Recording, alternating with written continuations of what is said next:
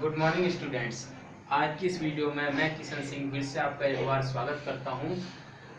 मैंने जो आपको पहले जो वीडियो बना के दी थी उसमें हमने जिस विषय पर चर्चा की थी वो हमारा विषय था भारत का परिचय। आज का जो हमारा विषय है वो है भारत का आकार।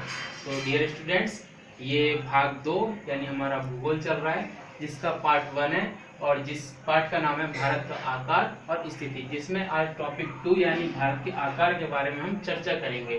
तो डियर स्टूडेंट, इस वीडियो को बहुत ध्यानपूर्वक देखेंगे और समझेंगे। जैसा कि आप यहाँ पर देख पा रहे हैं कि मैंने कुछ टॉपिक्स लिखे हुए हैं, हम इन टॉपिक पर चर्चा करेंगे। ये टॉपिक वैसे तो मैंने बेसिकली आपको नोट्स के जरिए सेंड किए व्हाट्सएप पर, लेकिन एक वीडियो के माध्यम से मैं इन टॉपिकों को आपको बहुत ही अच्छे से क्लियर कराना चाहता हूँ। तो डियर स्टूडेंट, हम एक बार फिर से ध्यान देंगे। जैसा कि यहाँ पर लिखा है, भारत एक विशाल देश है। हम सभी जानते हैं कि भारत एक बहुत ही बड़ा और एक विशाल देश है जो एशिया महाद्वीप में स्थित है, जिसके भूभाग का कुल क्षेत्रफल लगभग 32.8 लाख वर्ग किलोमीटर है। यानी हमारे भारत का भूभाग, यहाँ पर एक टॉपिक आ रहा है भूभाग। तो स्टूडेंट्स, भूभाग का मतलब होता है भूमि का भाग। तो यानी हमारे भारत की भूमि का जो कुल क्षेत्रफल का भाग है वो 32 लाख वर्ग किलोमीटर है।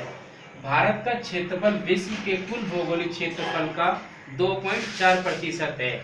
और मैं आपकी जानकारी के लिए बता दूं कि हमारा जो भारत है उसका क्षेत्रफल की दृष्टि से विश्व में 7वां स्थान आता है और जनसंख्या की दृष्टि से देखें तो प्रथम स्थान।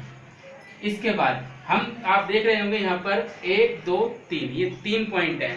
इन तीनों पॉइंट में अलग अलग विषय पर चर्चा है। यहाँ पर सबसे जो पहला विषय है वो है ग्रीनविच रेखा, और दूसरा मैकमोहन रेखा, और तीसरा है हमारा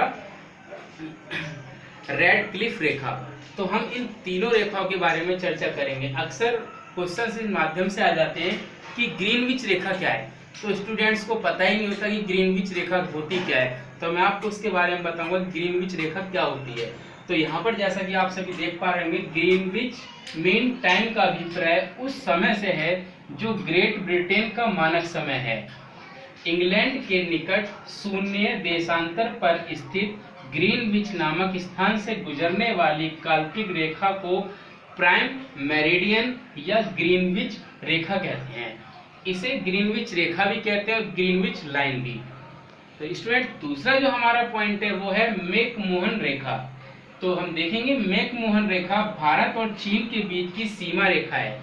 यानी जो हमारी मैकमोहन रेखा है वो भारत और चीन के बीच की रेखा है, जिसे मैकमोहन रेखा कहते हैं, जो सिक्किम राज्य से म्यांमार तक 4248 किलोमीटर लंबी है। यह रेखा सन 1914 में शिमला समझौते के तहत आई थी। स्टूडेंट, तीसरा जो हमारा पॉइंट आता है वो आता है रेडक्लिफ रेखा। तो जैसा कि आप यहाँ पर देख पा रहे होंगे, भारत और पाकिस्तान के बीच निर्धारित कृत्रिम सीमा 1120 किलोमीटर लंबी है, जिसे रेडक्लिफ रेखा के नाम से जाना जाता है।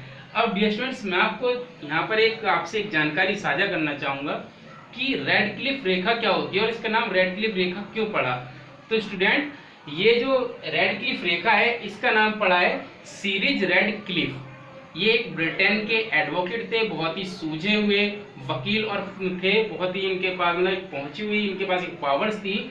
तो ये जो रेडक्लिफ रेखा, इसका नाम पड़ा इसी कारण से पड़ा उनके नाम के कारण, क्योंकि भारत और पाकिस्तान का जो विभाजन हुआ था वो उन्हीं के दौरान यानी सन 1947 में रेडक्लिफ ने किया था, जिसके कारण इस रेखा का नाम रेडक्लिफ रेखा कहा गया। और अगर हम देखें तो रेडक्लिफ रेखा का एक माध्यम ही यही है कि भारत और पाकिस्तान के बीच का विभाजन। तो स्टूडेंट्स, मैंने आपको इसमें भारत का आकार, ग्रीनविच रेखा और मैकमोहन रेखा और रेडक्लिफ रेखा के बारे में आपको जानकारी दी है। अब जैसा कि मैंने आपको स्टार्टिंग में बताया था कि मैंने इस चैप्टर को 4 पॉइंट्स में बांटा है, तो हमारा जो तीसरा पॉइंट बनेगा वो बनेगा भारत की स्थिति, जिसके बारे में मैं आपसे कल डिस्कस करूंगा। तो ये वीडियो आपको अच्छी लगी होगी और आपको आई होप इसके मीनिंग्स भी समझ में आ गए होंगे। अगर फिर भी किसी स्टूडेंट्स को इसमें कोई परेशानी है समझने में, तो मुझे वो पर्सनली कॉल करके मुझसे कांटेक्ट कर सकता है। तब तक के लिए नमस्कार।